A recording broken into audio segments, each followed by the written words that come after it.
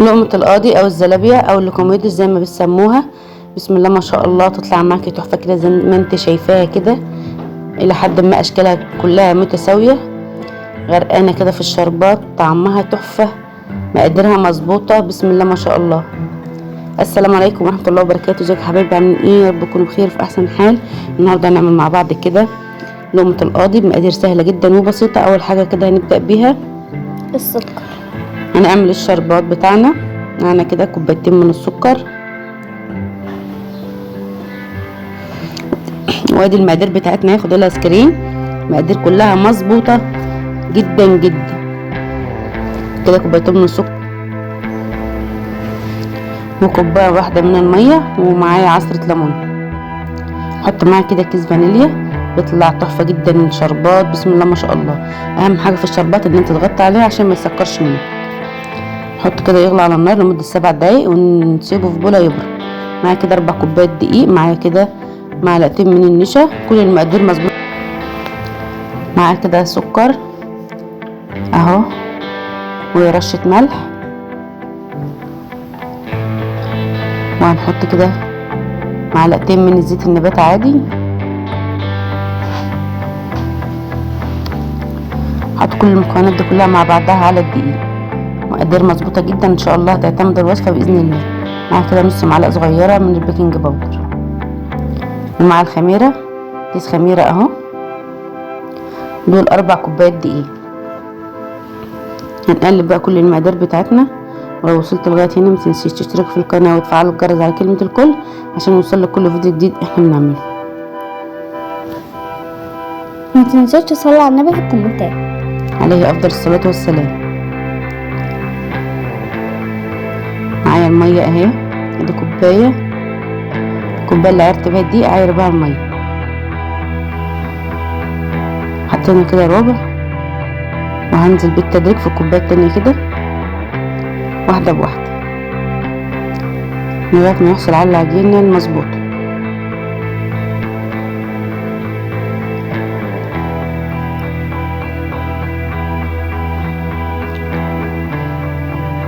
ننزل كده اهو بالتدريج لغايه ما قوام العجين بتاعنا يبقى مظبوط خالص.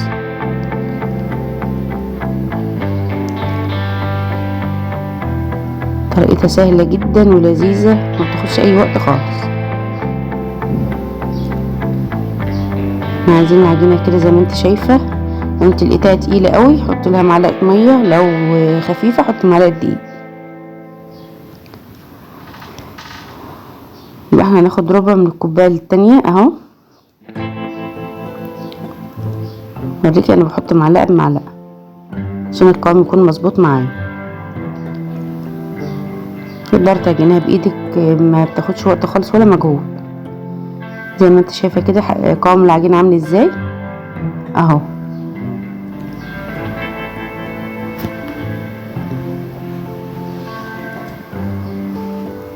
انا وريتك كل المراحل بتاعه العجينه. هغطيها كده بكيس او ستريتش وهسيبها تخمر حسب الجو اللي انت حطها فيه.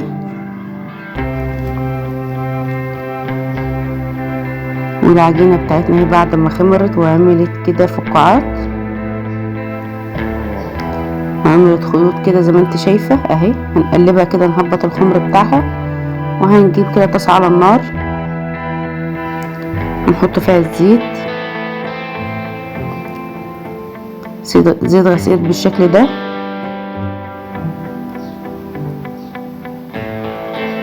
وهنجيب طبق كده فيه شويه من الزيت واحط فيهم المعلقه، واخد بقبضه ايدي كده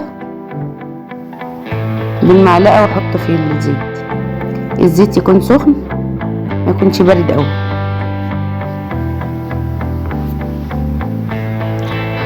مش زي بلح الشام بتحطها على البارد.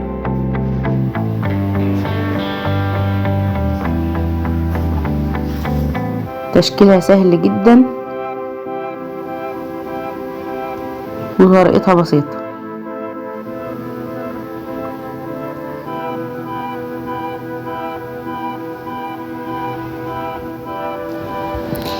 بجد يا جماعة الزلابية دي جميلة جدا. بصراحة لو ماما تعرف تعملها كل يوم تعملها، لان بالنسبة لي كان طعمها خطير جدا جدا جدا. انصحكم تجربوه. هنبدأ كده بعد ما الزلابية خدت لون خفيف جدا جدا كده وقلبناها في الزيت، هنطلعها علشان هنحمرها مرة تانية. يبقى هنحمرها على مرتين. هنحط كده باقي الكمية بتاعتنا اهو زي ما قلت لكم. هنحط المعلقة في الزيت البارد واخد بقبضة ايدي واحطه في الطاسة بتاعت الزيت، وهقلبهم كده بالشكل ده لغاية ما ينتفخوا كده معايا بالطريقة دي، واقلبهم مرة كده ومرة كده واطلعهم اهو بالشكل ده كده قبل ما ياخدوا اللون. هما يدوبك كده بياخدوا اللون ذهبي فاتح جدا جدا وبطلعهم. شايف عاملة ازاي؟ ما شاء الله العجينة مظبوطة جدا جدا. وكل ما الزيت يكون اكتر كل ما الاشكال بتاعتك تظبط معاكي، لان العجينة مظبوطة اهو بالشكل ده كده. تدي معاكي كمية حلوة اوي اوي، تعتمدها بقى في رمضان، في الحلويات. تحفة تحفة تحفة. شايفة عاملة ازاي؟ ما شاء الله ناجحة جدا ومظبوطة ومقاديرها مظبوطة. كل سنة وانتم طيبين ورمضان كريم عليكم يا رب. يا رب. دي اشهر بقى الحلويات اللي بتبقى موجودة في رمضان وفي الشارع، وده مقادير الزلابية المظبوطة جدا جدا. هنحمرها بقى مرة تانية.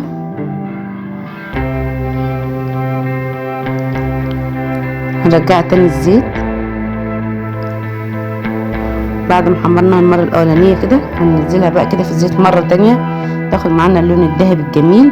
وزي ما شفتوا الشربات بتاعنا طالع بسم الله ما شاء الله مظبوط جدا وقوامه مظبوط. وادي الزلابية الدور التاني في التحمير طالعة ذهبي وتحفة تحفة تحفة.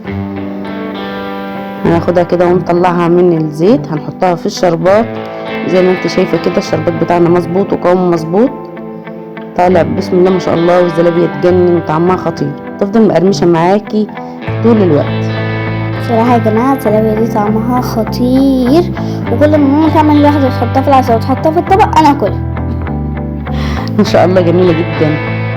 يا رب تجربوا الوصفة بتاعتنا. بحبكم في الله، اشوفكم في فيديو جديد. كل سنة وانتم طيبين ورمضان كريم، ينعاد عليكم الايام بخير وهنا وسعادة وفرح يا رب، دايما متجمعين في الخير. بس وباي.